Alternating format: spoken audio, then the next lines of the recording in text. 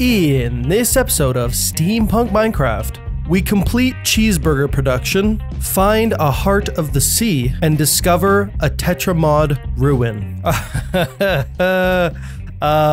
I can't believe this. I cannot believe that this has happened to me. I can't believe it.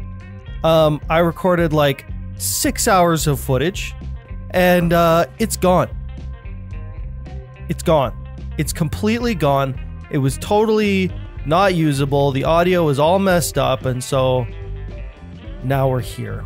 I'm gonna have to re-record stuff. I'm gonna have to explain to you guys exactly what went down, okay? So first of all, we come outside. There's a little wool man here. You can go. You can go away. You can go away. So you guys remember the barn, I'm sure, but I bet you didn't read. Yeah, I bet you don't remember that we have twice as many farms now. Yeah, that's right. So I added twice as many farms. So now each crop has its own farmland. So we've got onions, tomatoes, we got our cabbage over here, we got our potatoes here, and then we've got double the amount of wheat.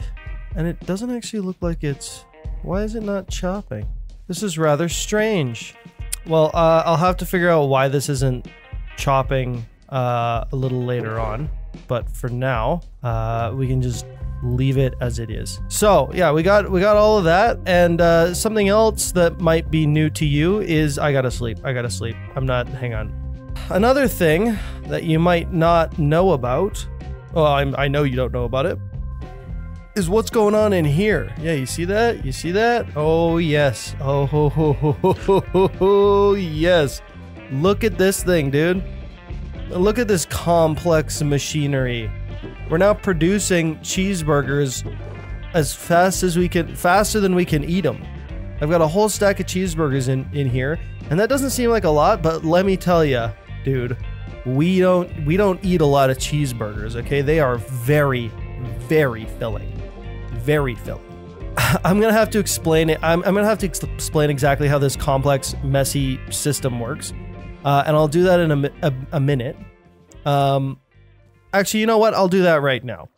So if we come back here to these crops, none of this is moving into their little chests anymore.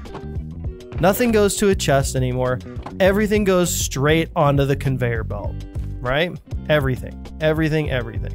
Over here, we gather items in two different spots. So this one gathers wheat and nothing but wheat. This one gathers our tomatoes, our cabbage, and our onions. Right now, we don't have anywhere for potatoes to go. I might add just another barrel so we can start storing them. That's literally all we're taking from these conveyor belts. Everything else is just getting sent into this little trash can right here. Now, these conveyor belts go underground, and naturally, you'd assume that they end up over there. But there's actually something else, somewhere else that specifically the wheat conveyor belt actually goes somewhere else first. So under here, you'll see, well, you can barely see because it's so tight down here. We've got 3 mechanical crafters, and these 3 mechanical crafters get put into a brass tunnel, which then gets shifted off onto this conveyor belt here. And what these make, this fills up with wheat, and it makes us some bread. Now, I know that there are more complicated ways to make bread that use less wheat, but I think for now this is fine enough. I don't think we actually need that much speed in our production. The leftover wheat, after making the bread, all the leftover wheat comes up onto this conveyor belt, into this deployer, and that deployer is poking away at our cows, feeding them wheat so that they keep growing. And when too many of them grow, they die.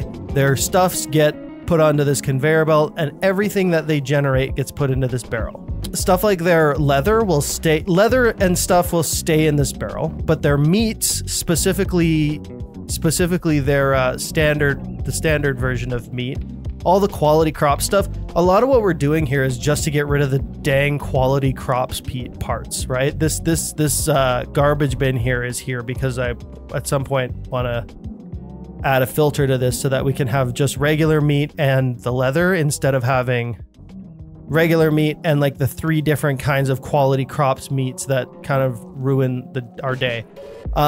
So then the meat comes out of this barrel onto this conveyor belt that is moving very slowly. I know it almost looks like it's still. It is moving very, very, very slowly. It comes up to here, and then this deployer chops up the meat into minced patties, which then passes this campfire with this encased fan. The patties then get cooked and then end up on this main conveyor belt that goes behind our mechanical crafter that actually produces our burgers. So our beef patties actually end up right here.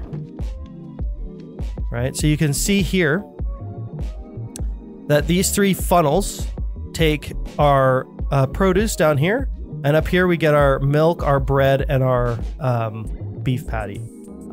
This conveyor belt actually goes underground and ends up going to where our bread production is over there. So we've got bread and minced beef on this conveyor belt here, but you might be wondering how we get the milk on that conveyor belt.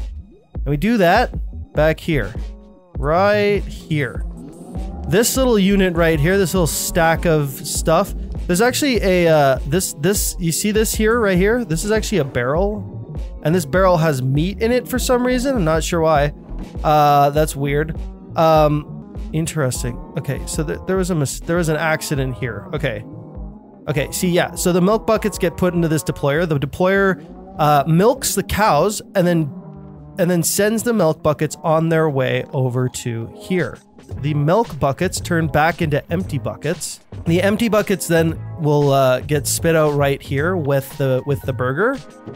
So this barrel will have our burgers and our empty buckets. And when an empty bucket goes in there, it gets shot out the back and ends up going up the top and back into that barrel up there, where it then gets where it then is recycled, reused, milks another cow, and then comes out the bottom once again. Now this lower conveyor belt as well goes underground, and it pops back out over here, just a straight shot. Well, it's got some turns and stuff to get it where it needs to be. This one will gather right off of the conveyor belt our onions, our cabbage, and our tomatoes. There, you can see it working right now, which then get placed directly into those 3 mechanical crafters at the bottom there, right there. And that is exactly how we're making our burgers. So this system is completely and fully automated. It will run on its own and without any human intervention whatsoever, which is freaking awesome. It's freaking awesome. It's so awesome. I love this build. I'm so happy with it. I'm so happy with how this turned out. Back here, we're running this. The power we're running this off of is this whole system over here. This is our super slow conveyor for our for cooking meat, and that's our much faster one. Kind of inefficient at some point, kind of messy, honestly, very messy actually. I'd like to build a silo next, like a grain silo next to the old farm here, and inside of that silo I'm going to build, I think I'm going to put the silo over on this side actually. Inside of that silo I'm going to put a steam engine, and that steam engine is actually going to be powered by this system over here. So we're actually going to get some use out of this 10,000 charcoal we have in this item vault over here that we built oh so long ago. So yeah, that's what you missed pretty much. I gotta sleep. It is nighttime. Yeah, we have another task to accomplish, and that is entering the end. Now, another thing that we did that I regret to inform you guys didn't get to see was getting the witch's eye. Now, you get the witch's eye from witches, surprisingly, but not directly. From a witch, you actually get yourself a witch's pupil, and that produces a witch's eye. So we got lucky. I think it's like a 10% chance to drop the witch's pupil. And we got lucky and we got that. We got ourselves a witch's eye, which brings us up to 1, 2, 3, 4, 5, 6, 7, 8, 9, 10 eyes. And we need 12 in total in order to be able to enter the end. And I have a plan. That's right. I have a plan in order to get our next 2 eyes. There are a couple here that I think we can actually gather relatively easily. Some of these eyes are actually impossible for us to get. Mostly these aquatic ones, because they're just too difficult. Like my maps aren't working. Right? These ocean explorer maps, which are supposed to lead me to treasure, I believe, are just completely broken. And I think the only other way I'd be able to get an ocean explorer map is by finding a naturally generated, like one of those sunken ships, which would be hard to find. And there's not even 100% chance that we find a map in there.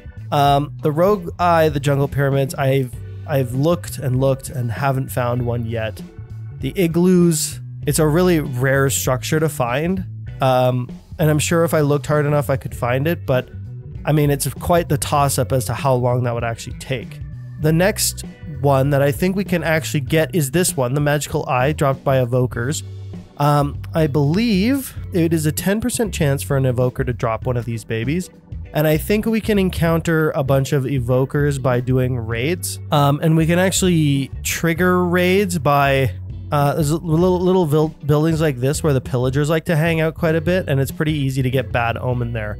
So if we find one of these relatively close to a village, we can trigger raid. We could probably trigger raids like over and over again. So what we're gonna have to do is we're gonna have to get lucky and find one in a jungle or maybe a cold biome, something like that. But for now, I think we can actually get ourselves one more eye by doing some raids.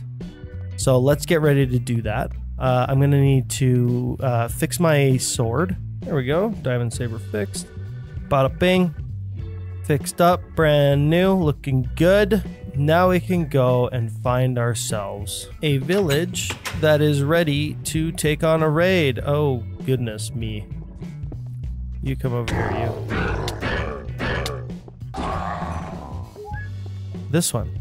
Right here, it seems. So this little building over here should have pillagers in it, I think. Yeah, so actually, before we do that, I should point something out. So part of the thing that I lost in the recording is travel. I traveled all the way out here, all the way out here, and all the friggin' way out here, 20,000 blocks out, in order to try to find a woodland mansion with these 4 maps, these 4 different woodland mansion maps. And I could not find a single one. Not a single one. Tragic. Absolutely tragic. We're just gonna have to move on. We're just gonna have to move on and forget about the hope of ever finding one of those. Because it just doesn't seem like it's going to happen.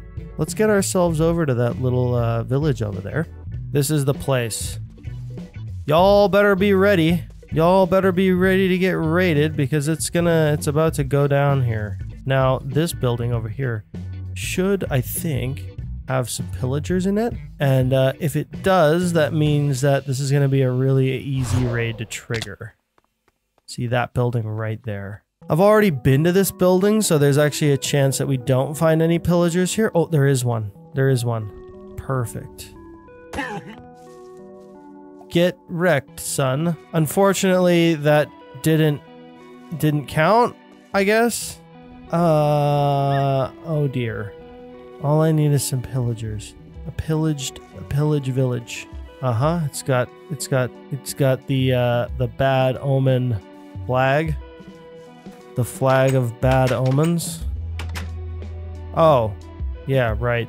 I blew this place up. I just need bad omen. That's all I need. The hunt for the great pillager army. This probably isn't the best way for me to...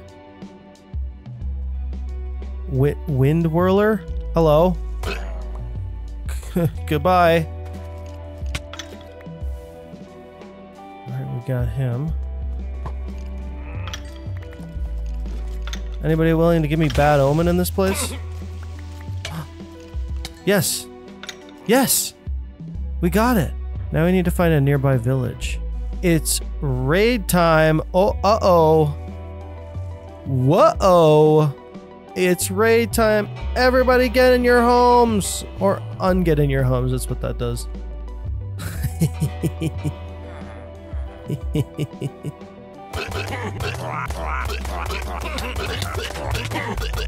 Victory.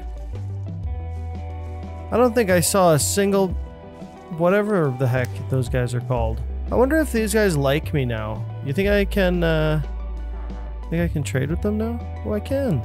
This magical eye is gonna be the death of me, man. Magical eye. Rogue eye. That's what we want to find.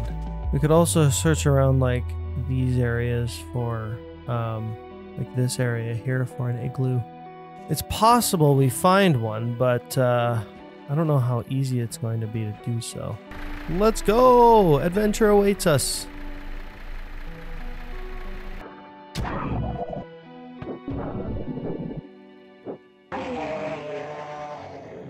Ooh, he dropped his weapon. What was that? Coral... I don't know how to say that, dude. I do not know how to say that. Oh. Oh, no way. See, this is what I'm looking for. So these have the potential, I think, to have Hearts of the Sea, but they also have the potential to have treasure maps. So this could be a way for us to find treasure maps. If we're lucky, which we're not, apparently. Lore fragment, blank scroll. Buried treasure map! No way, we actually got a buried treasure map? Please work. Yes. We're nearby it, too. Oh my gosh. And we're right here. Look at that. X marks the spot. Aha! Yes! Yes, we got it! No way. The Heart of the Sea. We found it, dude. Oh man, no way. Now technically, we need 2 of these, I think. We could keep trolling the oceans for more of those underwater boats. Oh, we found another boat out here. Not the kind of boat I was looking for. Oh, shite. Hopefully I can still trade with these guys while there's a raid happening, because the raids on the actual ships are kind of impossible to deal with. Adventurer map. I don't know where that heads to, but we have it now. Now he's leveling up. Oh, let's see what he's got. Castle map. Pillager fortress. Ruins! No way! That's actually huge. No way, you can find the Forge Ruins map from one of these guys. The cartographers give maps for the Forged Ruins. No way. Let's check out this village real quick, okay? You guys have any cartographers living here? Hey guys. Okay, fine. Be that way. Guess you're real busy. Be a cartographer, man. Come on. You want to be a cartographer? Why? Why? Why do you hate me? The heck? Fine. Be that way. Be that way. You don't get to be cartographers. Alright? Home. We're back. Alright, now in our little adventure there, we did find something of immense value. Which is this. I wonder what the ancient mines are. But yeah, this. So, it's, looks to be southeast from us. And if I look on the map, we actually have traveled pretty far southeast already. So what I can do, teleport to a pretty far point.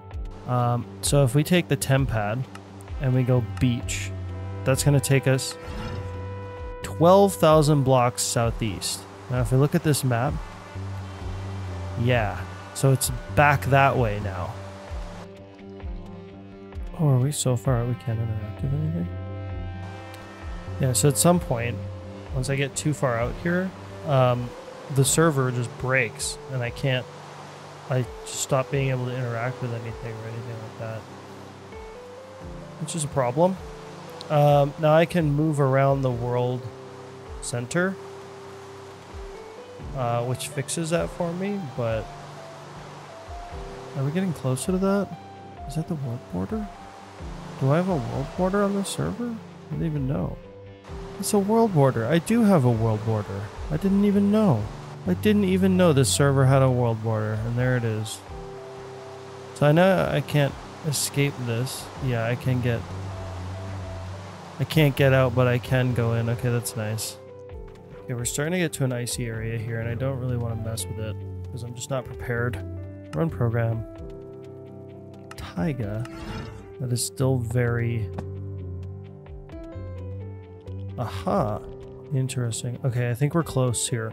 But before we decide to take this journey through the ice area, we should probably prepare ourselves.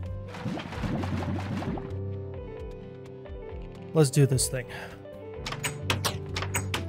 We move. Now, while we're out here, we should probably stay on the land, or at least somewhat on it, because there's a potential that we find an igloo, which would be fantastic. We're good and warm. Doing this right this time. I am not going to be caught out here again without the proper means of survival.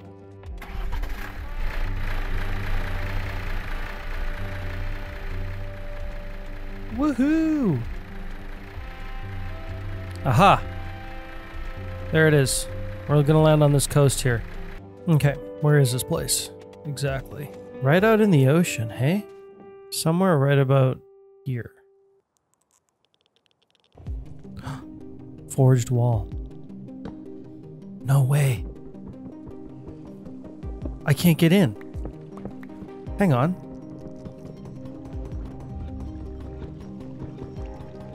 Oh my god, I can't even break this stuff. Long gone. Hang on.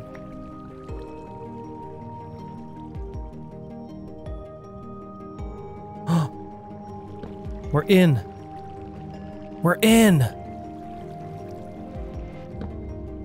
Huh. Has to be absolutely covered in water. But yeah, dude, we found it. Level 3, level 1, level 3. Huh. What's the pry bar? Can we make one of those? I've never seen that before. Okay, we found it. But now we gotta go home. So here's what we're gonna do. We're gonna set a location. We're gonna call this, we're gonna have to come back here with a few tools. So apparently we need tools to make these, to open these chests. Yeah, we're gonna need hammers. We're gonna need a pry bar of some kind. Oh, wait a minute. I think I do know. I think I do know how to do the pry bar. Okay. All right, we're back. We need our tier 3 hammer. And then we also need a... Actually, this hoe might do nicely. I think what we need to do is change one of the edges of this tool to a claw. I'm pretty sure the claw gives us, yeah. It gives us a tier 5. Let's go back to the Tetra ruins. So I think there's probably a way to pick up this forged workbench so we can actually take it home with us. But I have no idea how to do that. We should be able to actually do this. Nice. Metal scrap. Oh.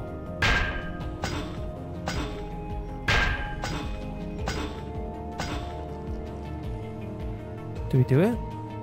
Now we need to pry it open. Oh, we got it. Oh, would you look at that? So we got some metal scrap. Stone cutter. This artifact hums violently. That is cool. I like these chests. This is really interesting. First, second, third. Oh! There's even more stuff in here.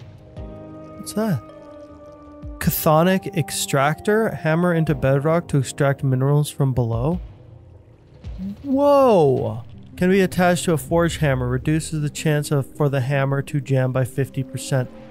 What? Forge hammer? Wow, I'd love to somehow take this with me. I don't... Oh! Oh. But in order for us to pick up one of those forges... Ooh. Can be attached to a forge hammer. Causes major modules crafted with the hammer to slightly improve the stats of the item. So that's the next thing I need to figure out is how the hell do we make a forge hammer? I'm so glad the cartographer had a map to this area. Is that what I think it is? The forge hammer. Thermal transfer? Is this how you craft a tier 5 hammer? So I think we can actually get this, but we need silk touch. And I'm hoping we have silk touch. We have one silk touch book. Okay, creepy noises. I think if I do this, yeah, the forge hammer is now repaired. So I think now I should be able to... So I think my inventory has to be free of other hammers before I can actually upgrade. Binding should increase my integrity, right? Yes. Whoa! So now this is a tier 4 hammer. Hammer 5. We now have a tier 5 hammer. And if we enchant it with silk touch, that'll allow us to break things here. There we go, silk touch. I think that means we can actually take this with us now. We should be able to pick this up now. Yes! And this?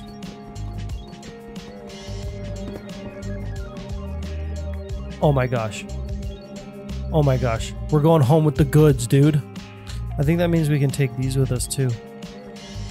Transfer units. I'm guessing that this transfers energy from one thermal cell to another. Y'all are lucky you're not me because, oh my gosh, this sucks. This so...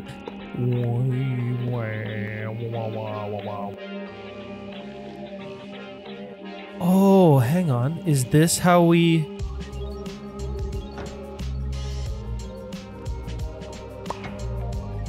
Is that going to charge in there? Something tells me we're going to need this though. That's bedrock? We're all the way down at bedrock level? This is how it was saying we mine extra... Hang on. Found in structures deep underground or mountain bottom. Okay, we're going to have to figure out what the hell a core extractor is. But for now, I say we get the heck out of here. Oh my god, deep slate diamond. I'm going to build like a forging room. I think it's time to head home. Boom. Back on solid ground. Alright. This is going to be such a cool little build. I wonder how we make this blackstone lamp. Shroom light surrounded by blackstone. Oh, we can turn it into regular blackstone. Oh, no way. I think we can actually smelt this into regular blackstone. Which is super handy. Thank you for that, Bygone Nether mod. I really appreciate that concept. Okay, now we're gonna need a few shroom lights, and I think I can get those relatively easily if I go to Sorrow. Yep.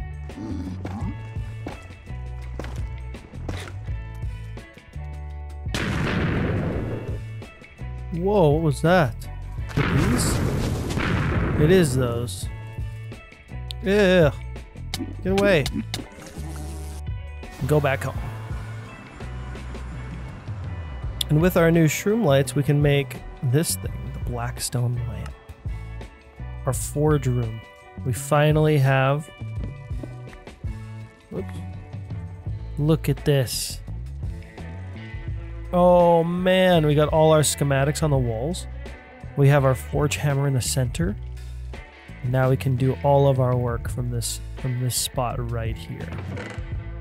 Combine with a stick and a crafting table, or use a sword blade and a workbench to craft a powerful mining tool. Stone cutter. Let's go test it out, shall we? This is without any upgrades. Whoa! Whoa! Okay. There's actually a big reason why I wanted these Tetra mod tools in the first place, which was to upgrade our diamond saber. Because until now, we haven't been able to. But now, we actually can.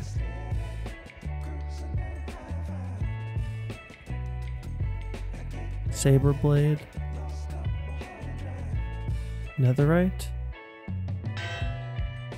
So the damage actually goes down for now, but we have way more space to upgrade it further, I think. That's cool, dude. That is cool. Unfortunately, it lost its looting. We have a looting 1 book. And you know what? I want full bore looting for this sword. So I'm gonna wait. I'm gonna wait until next time, because next time we're going to find a way to copy enchanting books. That's right. We're going to use a create mod to get as many enchanting books as we want. Okay? It's going to be epic. But for now, I think that's it. I am really excited about our new Tetra mod forge. It's looking so good. It's looking so grand. It's not that crappy wall workplace that we had before. It's now this really fancy situation. We got ourselves our netherite sword, which currently it does less damage than what it did before, but over time as we upgrade it, as we continue to level it up, it should get much, much, much better. But that's it. That's it. That's everything. So thank you guys so much for watching, and I'll see you in the next one. See you later. See you later. Yep. This is the end of the video. You can go find another video to watch. Maybe one of my older videos. Maybe if you're brand